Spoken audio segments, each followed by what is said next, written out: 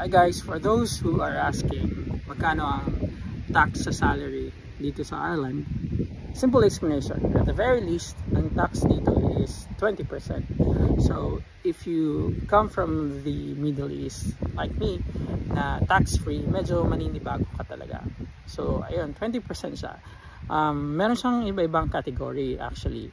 Kung single ka, solo parent ka, you're married pero isa lang yung may income, you're married pero dalawa kayong may income. Simple explanation for single, 20%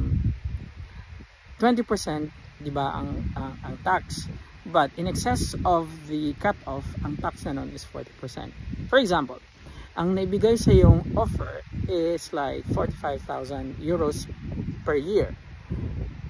Ang 42,000 out of that 45,000 will be taxed by